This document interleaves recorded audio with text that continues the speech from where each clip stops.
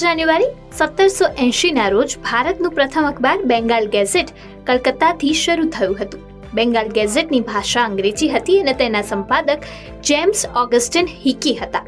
આ અખબાર દર શનિવારે પ્રકાશિત થતી સાપ્તાહિક આવૃત્તિ હતી. તેની કિંમત ₹1 હતી. આ અખબારનું સર્ક્યુલેશન 400થી વધુ હતું.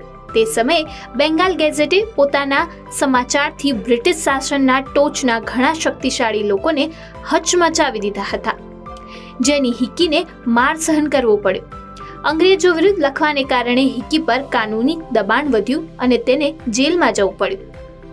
હિકી જેલમાંથી જ કાગળો કાઢતો હતો. આ પછી 30 માર્ચ 1782ના રોજ બંગાળ ગેઝેટ પર સંપૂર્ણ પ્રતિબંધ મૂકવામાં આવ્યો હતો.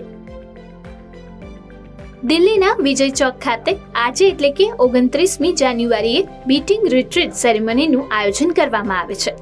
બીટિંગ રિટ્રીટ અઠવાડિયા સુધી ચાલતા ગણતંત્ર દિવસની ઉજવણીની પરાકાષ્ઠા દર્શાવે છે. આ સમય દરમિયાન રાષ્ટ્રપતિ સૈનિકોને તેમની બેરેકમાં પાછા જવાની મંજૂરી આપે છે. આ સાથે જ પ્રજાસત્તાક દિવસની ઉજવણીનો અંત આવ્યો.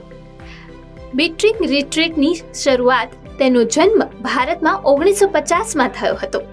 ભારતીય સેનાના મેજર રોબર્ટે લશ્કરી બેન્ડના પ્રદર્શન સાથે સમારોહ પૂર્ણ કર્યો હતો.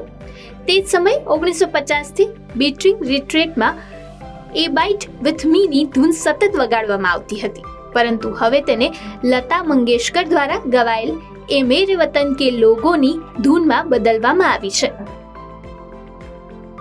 29 જાન્યુઆરી 2006ના રોજ ભૂતપૂર્વ ક્રિકેટર ઇરફાન પઠાણ ટેસ્ટ ક્રિકેટની પ્રથમ ઓવરમાં હેટ્રિક લેનાર પ્રથમ બોલર બન્યા.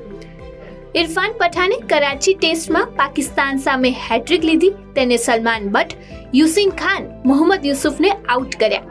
ત્યારબાદ ઇરફાન પઠાણ ટેસ્ટમાં હેટ્રિક લેનાર બીજો ભારતીય બોલર બન્યો. તેઓ પહેલા હરભજન સિંહે 2001માં કલકત્તા ટેસ્ટમાં ઓસ્ટ્રેલિયાની સામે હેટ્રિક લીધી હતી. જસપ્રીત બુમરાહ ટેસ્ટમાં હેટ્રિક લેનારો ત્રીજો ભારતીય બોલર છે.